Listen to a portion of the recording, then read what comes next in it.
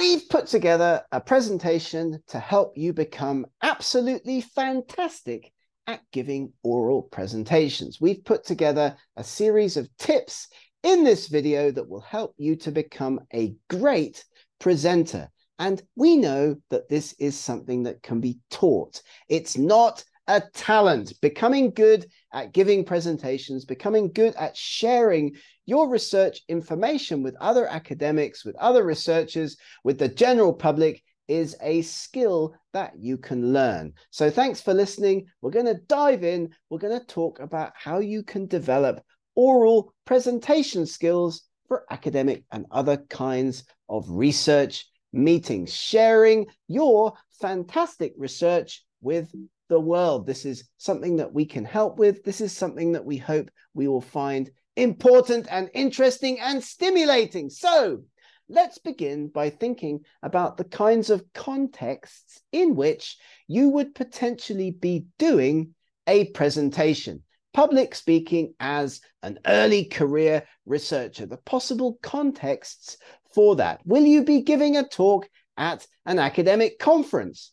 It could be a departmental meeting, or it could be an informal research presentation. It doesn't matter. It's always important to do the best job possible. People quickly form impressions which are then slow to change. You know the old saying about the elevator pitch. What are you going to say to somebody when you first meet them?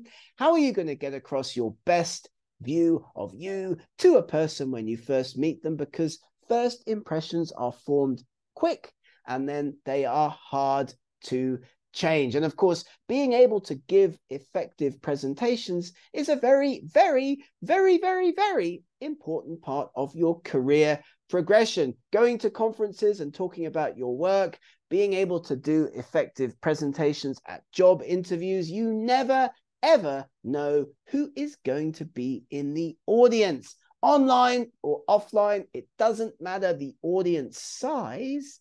You have to do the best job possible, irrespective of the context, irrespective of where the presentation is. So what we've done, we've put together a series of tips for you to help you become effective as a presenter, to get your research across in the most effective way possible. So let's go. Top tip number 1. Step 1 for becoming excellent at giving presentations is identifying your message. Before you start to put a presentation together, think, what is the one thing I want my audience to walk away thinking about? It's not just translating a research article into a presentation. That's a mistake that many, many, many people make. You are going to be much simpler with certain parts of your oral presentation, your conference presentation, your presentation at an academic meeting, than you would be putting together an academic paper. So what's your take-home message? You repeatedly want to emphasize that. And we're going to show you in this video how you can do that.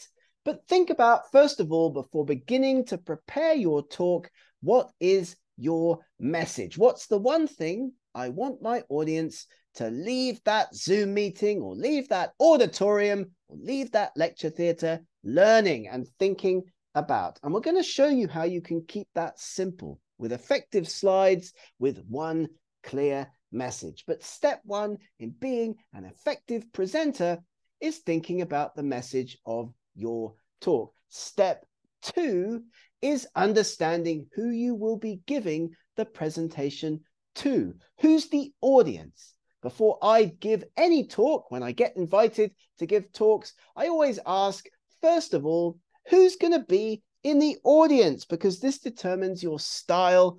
This determines the content of your presentation. What kind of presentation you're going to create depends upon the audience. Will it be other academics? Will it be students?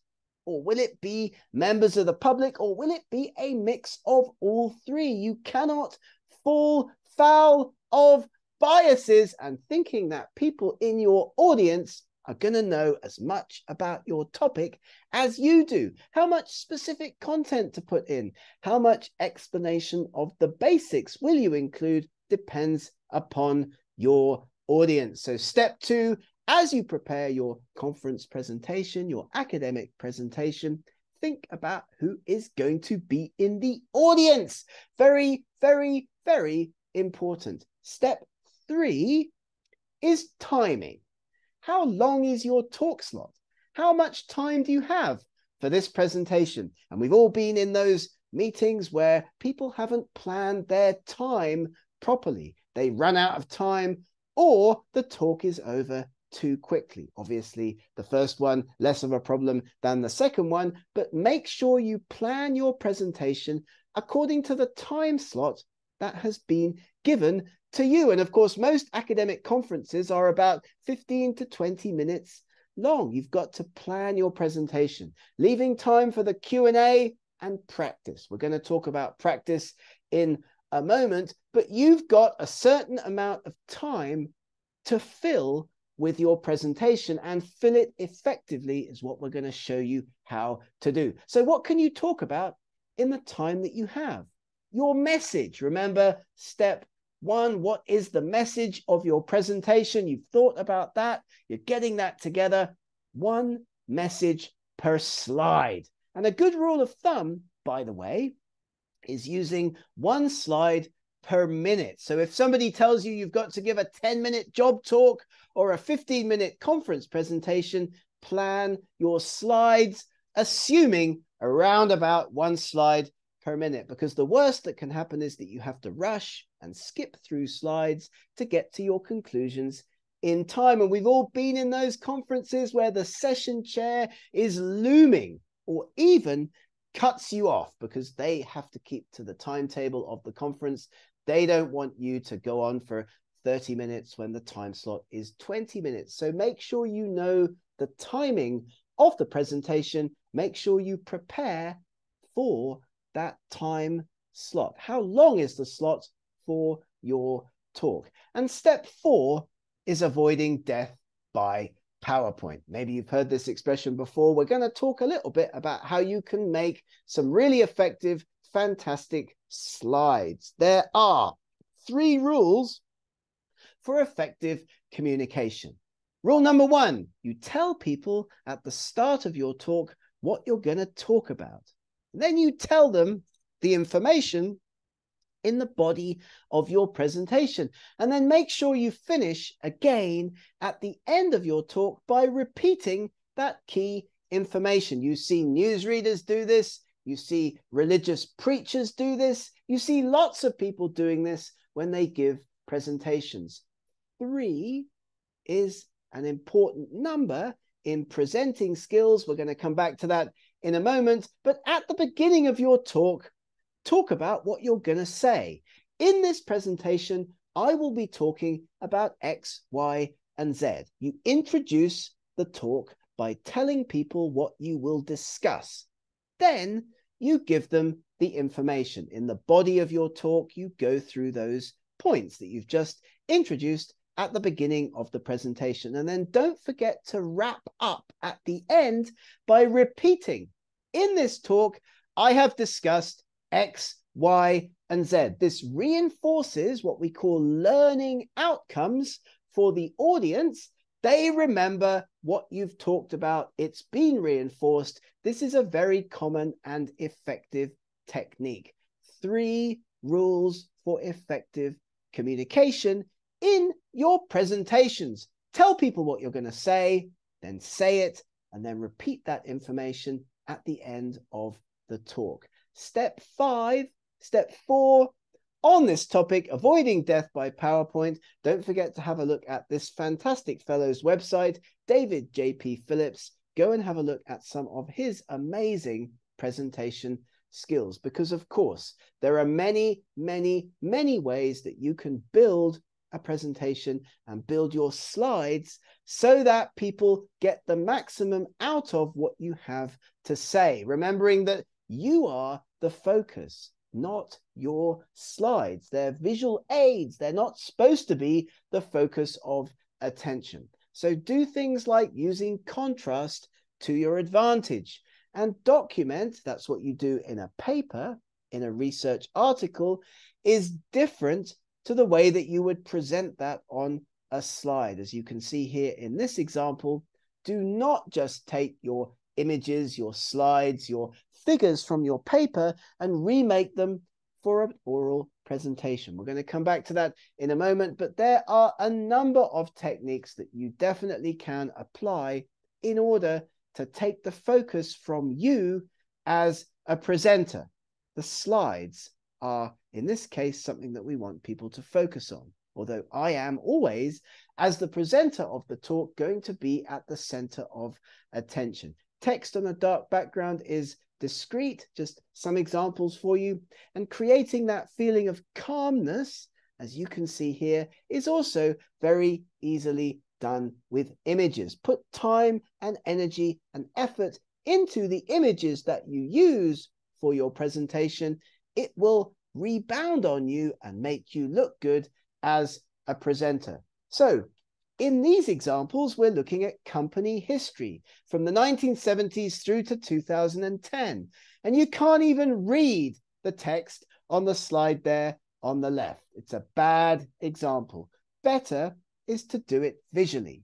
And even better than that is to do it in a creative way. So let's think and spend time about the design of the slides, the way that we put our images and graphics together to capture people's attention and make our presentations as memorable as possible. And by the way, if you have great images in your presentations, you will also feel less nervous about giving that slide presentation at a conference. That's also an important way to help yourself with nerves. And of course, we've talked about keeping it simple, but one of the most important things that you're going to be doing in your presentation is talking about your methods, okay? Methods are an important part of research presentations. Let's imagine that we've set the scene, we've told the audience what we're going to talk about.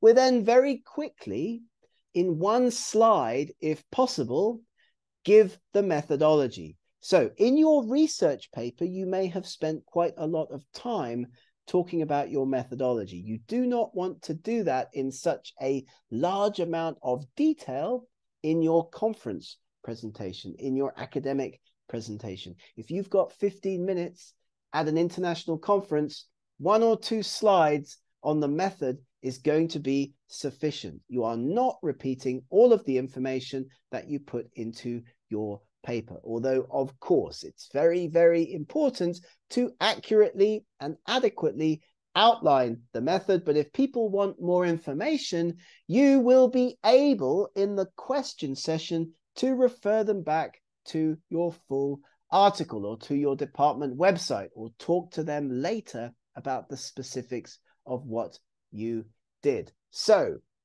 keeping it simple, outlining the question that your research addresses and what you're going to tell people at the beginning of the talk, a short description of your methodology, and then a summary of what you discovered.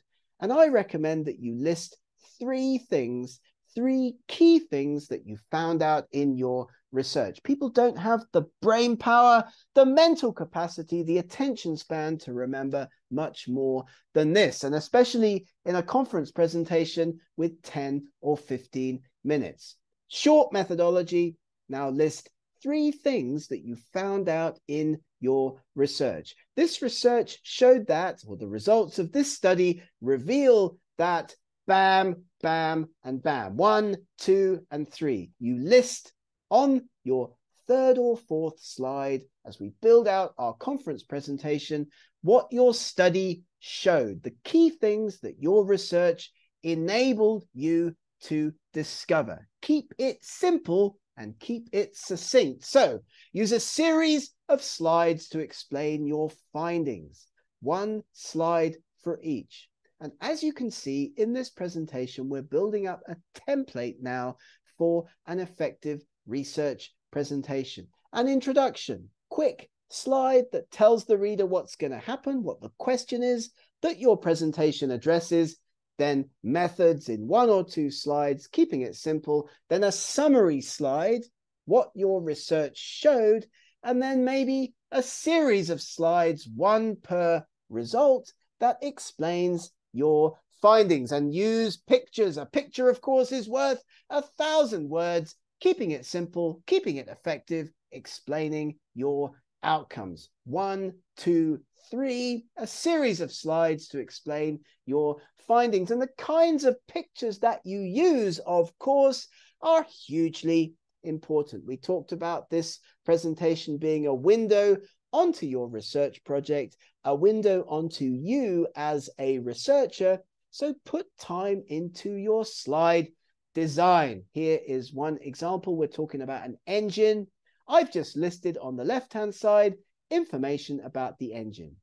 On the right-hand side, the same information, but I hope you will agree in a much, much more engaging way. And this is important. How you present yourself, how you present your research results, makes sure that people remember you, and also makes it much easier for you to give the presentation. You'll feel much more confident, much less nervous about giving a presentation if you know that you've got great slides to back up your presenting skills. And don't forget that it's message here over beauty. You don't necessarily need a fantastically designed slide, so long as it looks good, so long as it gets your message across, as we can see here in this example. A picture is worth 1,000 words. Getting your message across. We've talked about outlining the presentation. We've talked about the methods. Few slides, 1 or 2, your results, 1, 2, 3, and then explaining those results in a series of clear outcomes. And again, just to give you an example, your colors, the colors that you choose for your slides, very, very important. Here again, we can see the same information presented with 3 different color schemes. And I'll leave it up to you to decide which is best, which is the best way to get your message across. But put some thought into this as well. What colors are you going to use in your presentation? So we've talked about this. We've talked about building the presentation. And I would like to say that one of the most effective ways to start your presentation is to think carefully about your opening. This will help you to become much less nervous. If you have your start for your presentation in mind, if you know what you're going to say at the beginning when you get up there on the podium, having a clear opening, few sentences, is the most important thing. It's actually the best piece of advice I was ever given about giving a presentation. You're going to get nervous.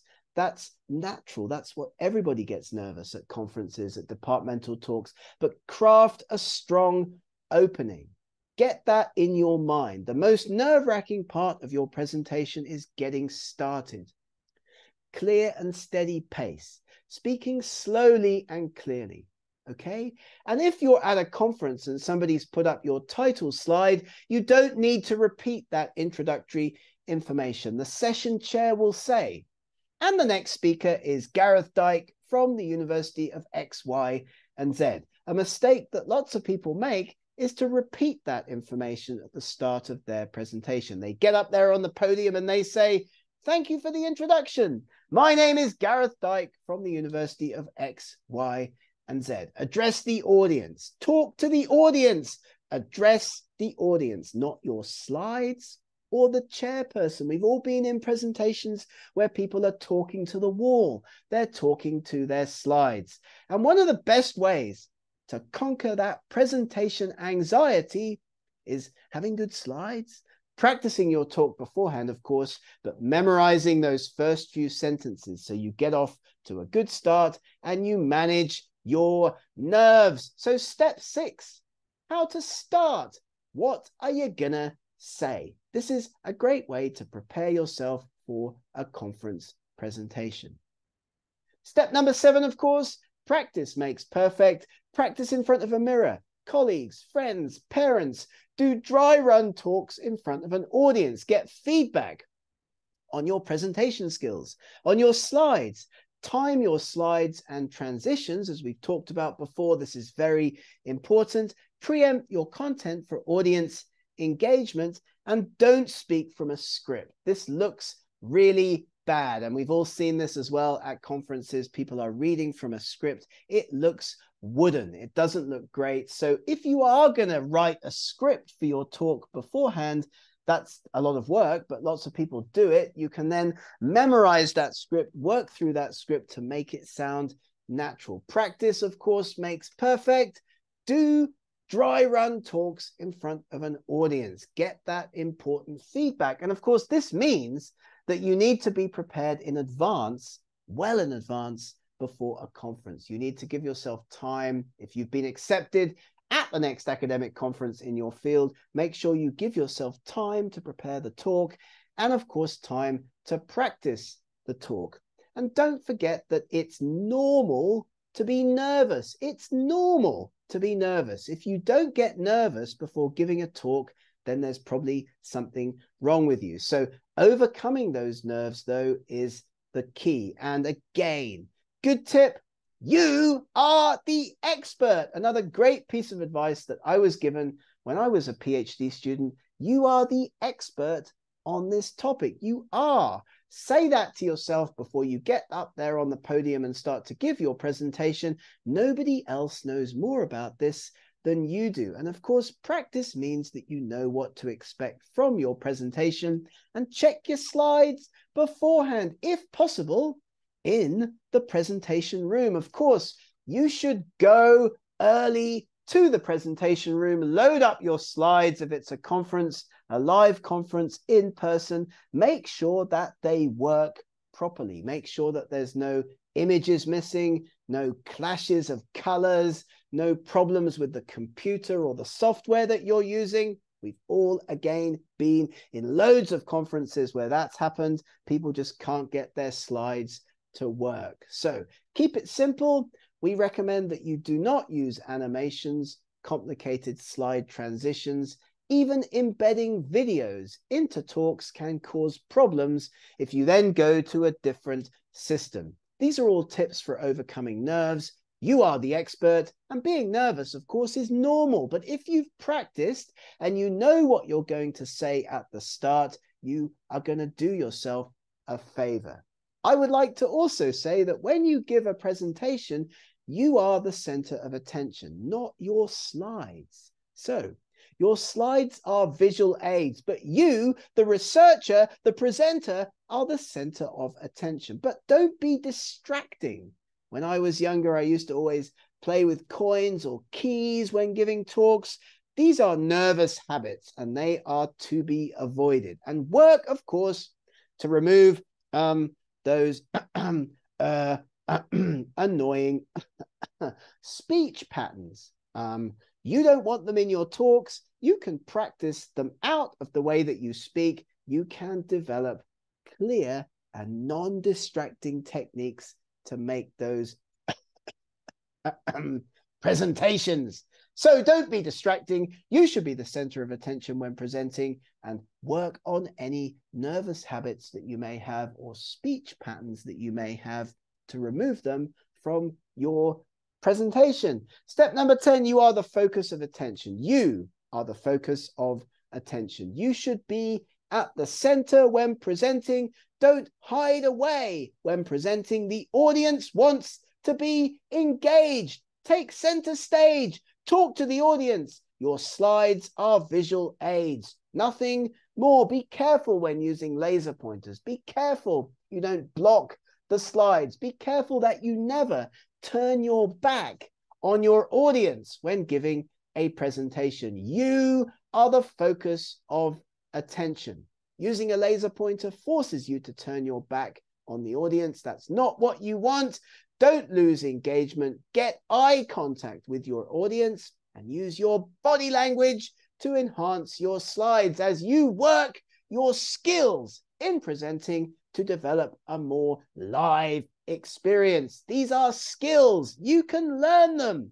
We are here to help you develop these techniques. And of course, when giving a presentation, you're going to react to your audience. So if you're making eye contact with audience members throughout your talk, you can respond as you see people maybe getting bored, or maybe or falling asleep or switching off by changing your tempo, by changing your topic. And don't be afraid to engage with people while presenting. You can ask questions of people in the audience as you go through your talk. And of course, it's important also to know when to take a break or to know when to reinforce information that you've already presented. People have a limited attention span, usually about 20 minutes. So if you're going to give a talk for an hour or longer, you should put breaks into that talk. You should reinforce information that you've already covered in that talk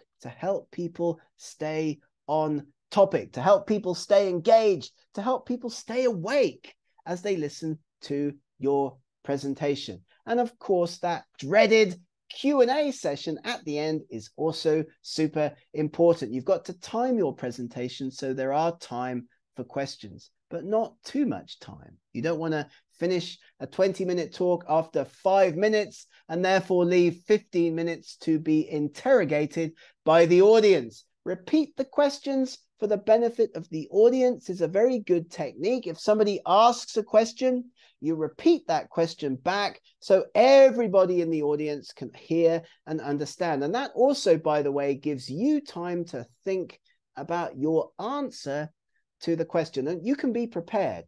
You know what kinds of questions are likely given the topic of your presentation, and you can dodge those difficult ones by saying, great question, I feel that deserves a thorough answer. Let's reconnect after the session. And do not be afraid to say, I don't know, or to say, what do you think? Turning the questions back around to the audience. That's step number 12, managing the Q&A.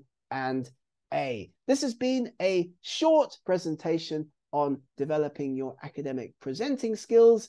Thank you very much for listening.